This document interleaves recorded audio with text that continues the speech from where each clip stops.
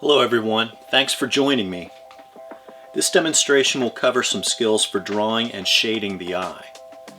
We'll be taking a look at some key structures that the eye is composed of so we can be more observant artists.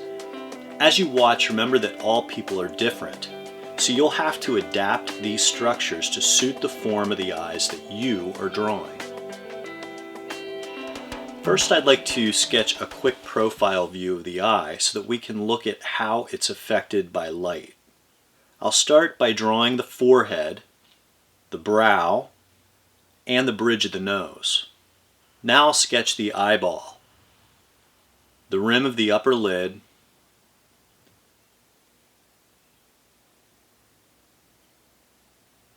and the top surface of the upper lid. Now I'll draw this fold of skin that covers the lid. Now I'll sketch in a simple eyebrow.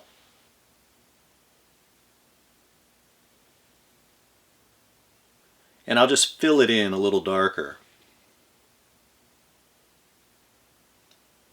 Now I'll draw the rim of the lower lid.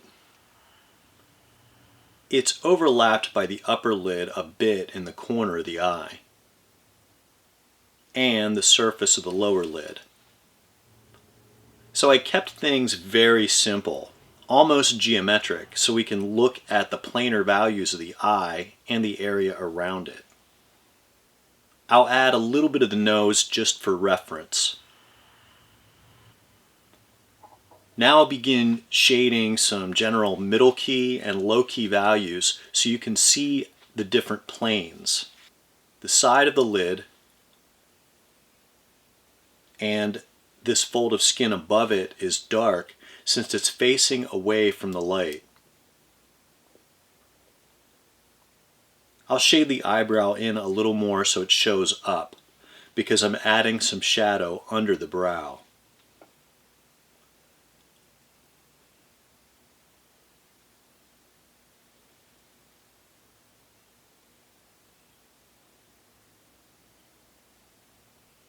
I'll shade the rim of the upper lid, which is dark, and a little cast shadow from that on the eye. Now I'll put in the iris and the pupil. Now the rim of the lower lid is very light since it's facing up, so I'll shade the surface of the lid beneath it pretty dark. I'm exaggerating some of these values for you so we can really see how the light is striking these different planes.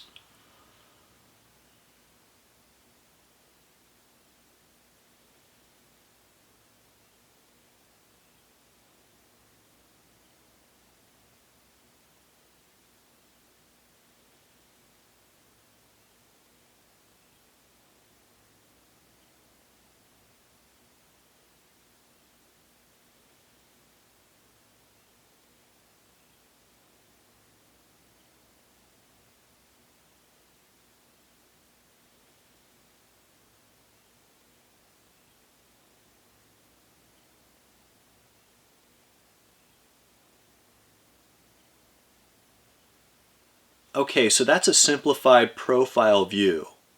Now let's break this down into the different planes of the eye. Here's the upper lid and its rim.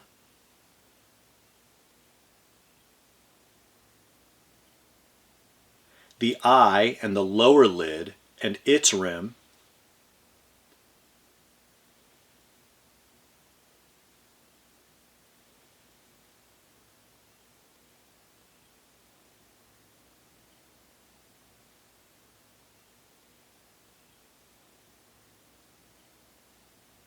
So if our light source is here, that's a pretty sad looking light source. But in any case, that means that light is hitting here on the upper lid, the top of the eye, the rim of the lower lid, and on the cheekbone here. And that means the other areas are in shadow, like this area under the brow, rim of the upper lid,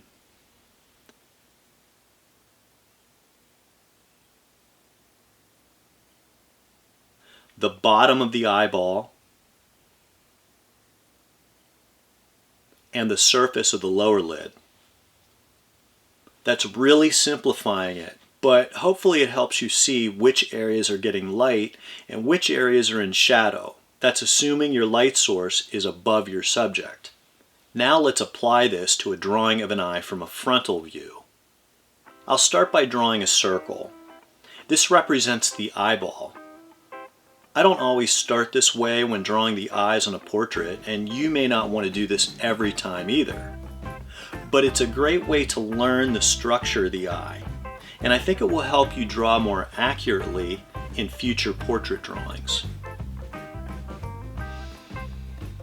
Now I'll put a point in the center of this circle and estimate about halfway between it and the edge.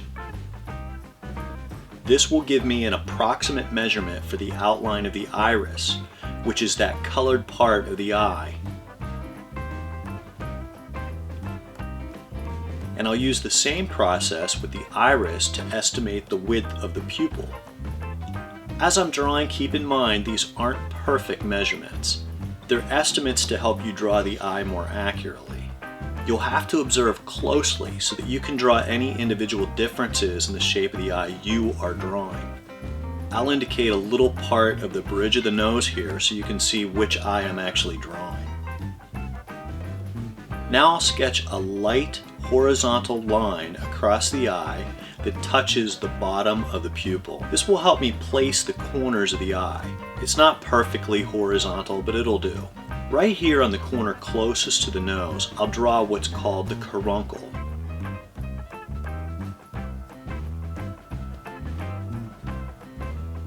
Over here will be the outer corner of the eye. Now I'll draw the rim of the upper lid. Many people assume it's just a simple bow shape like this, but there's more to it than that. I'm going to draw a guideline that comes straight up from the inside of the pupil. This point here represents the apex, or the highest point of the rim. It will move diagonally across part of the iris, then angle downward again to the outer corner of the eye. The other side will slope down and into the caruncle, or that area of the tear duct. So you see it's not an even shape. Now I'll draw a guideline straight down from the outer edge of the pupil for the lowest point of the rim of the lower lid. This rim usually touches the bottom of the iris, and on the inside it's a gentle S-curve. Then the outer edge curves up into the outer corner like this. And it's overlapped a little bit by the upper lid.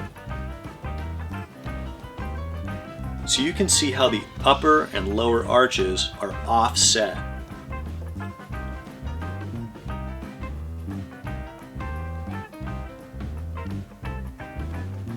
Now I'll draw the edge of the upper rim. It's not just a single line. It has depth to it.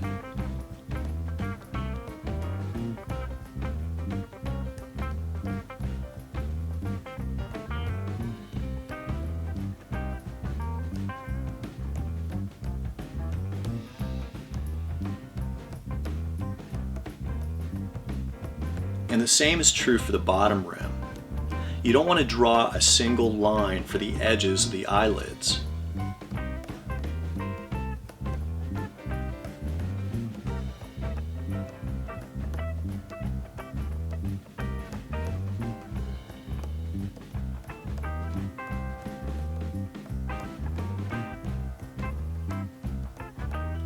I'm going to leave some of that circle underneath of the eye. That area is going to get some shading. On the upper lid, there's this fold of skin where the flesh under the brow overlaps it a bit. Depending on who you are drawing, you might see a lot of the upper lid or almost none at all. This is very different in people, so you have to observe very closely.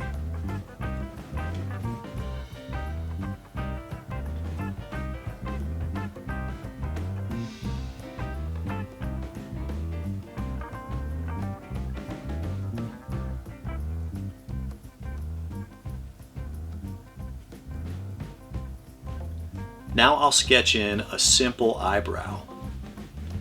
Again, eyebrows are very different among people.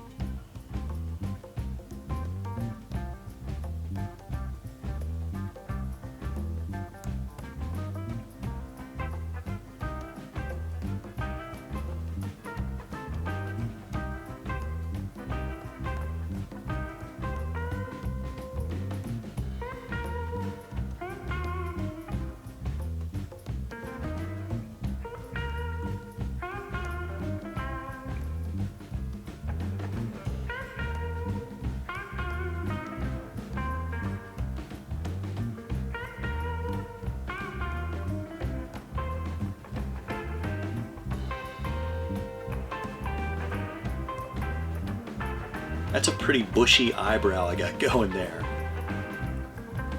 I think I'll give that eyebrow a little bit of a trim.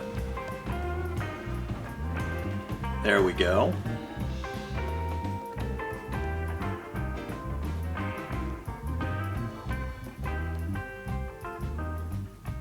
There's the cheekbone.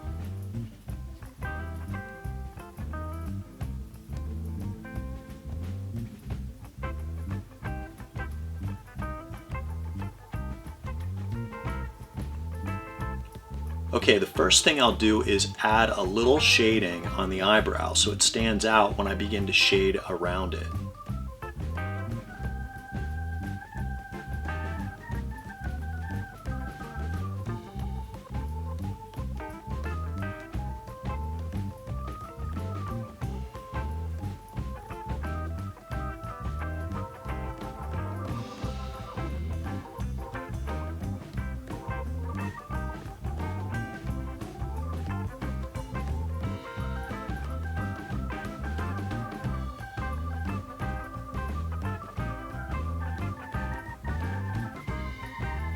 This area between the bridge of the nose, under the brow, and just over the corner of the eye is usually pretty dark, so I'll add some shading in here.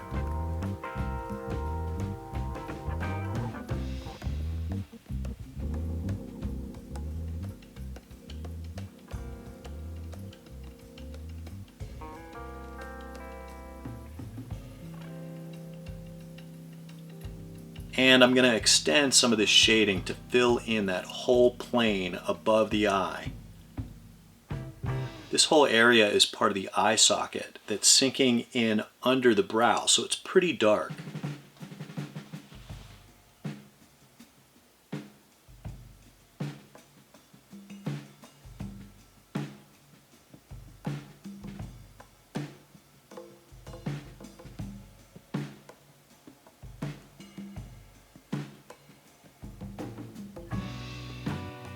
There's even some cast shadow on the upper lid, and I'll add that in.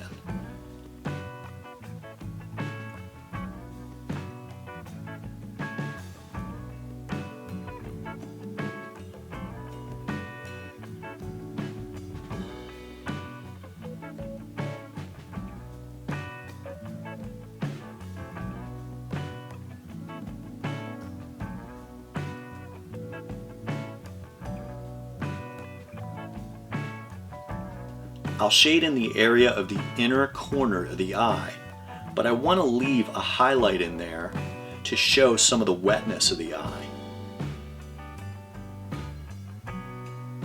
Now I'll darken the rim of the upper lid.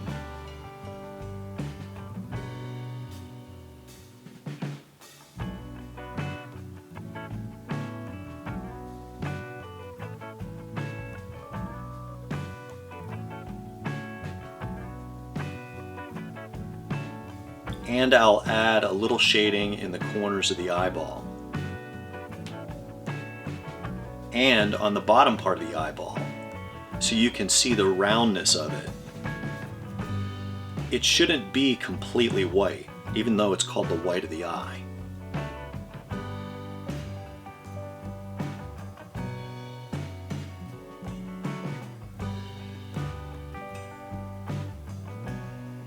And we need that trademark highlight of the eye right across the pupil and the iris.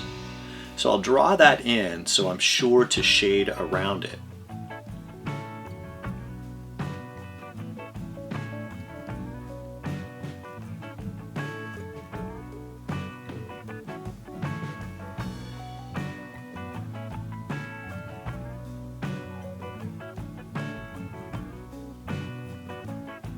will make the pupil nice and dark.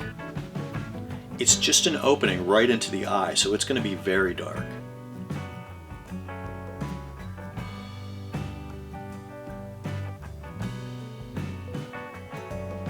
I'm adding a slight cast shadow from the upper lid, and you can see the cast shadow is a little darker than the rim, which has some reflected light bouncing back up into it.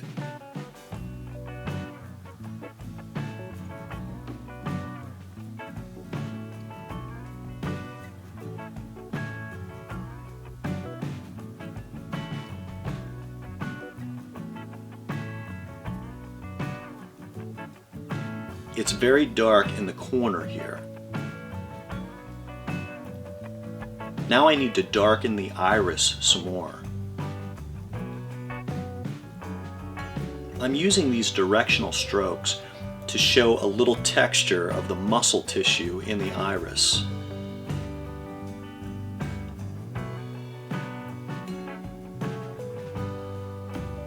And usually the outer part of the iris is much darker.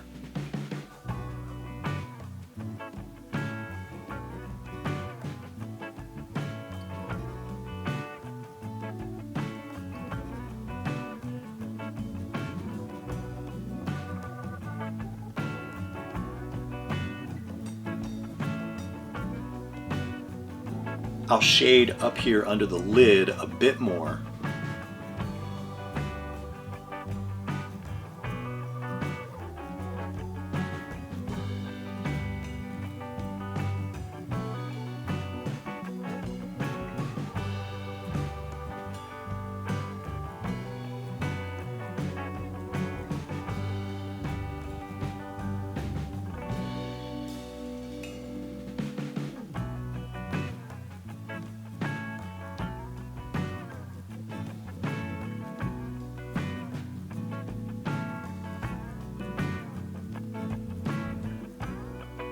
Now it's time to shade the lower lid. It really follows the form of the eyeball, so it angles in and is blocked from most of the light.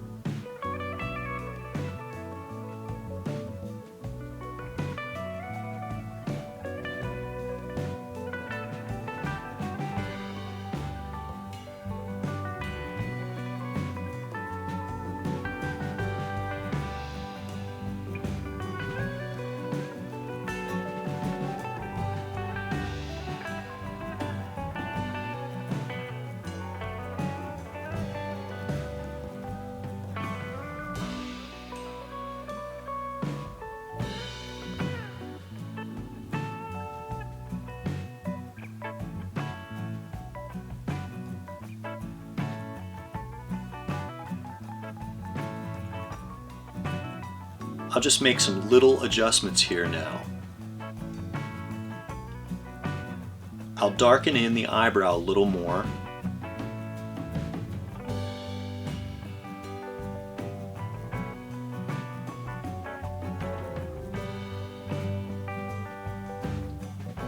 Add a little shading under the cheekbone. And really, I'm almost done except for the eyelashes.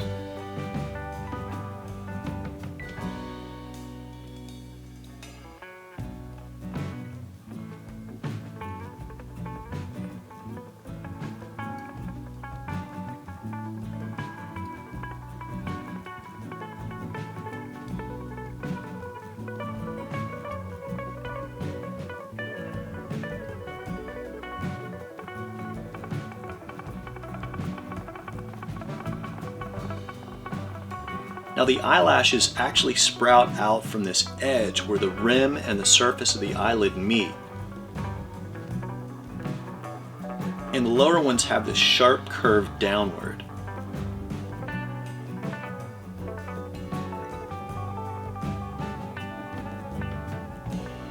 The top eyelashes also start on the edge of the rim and curve slightly down, then back up.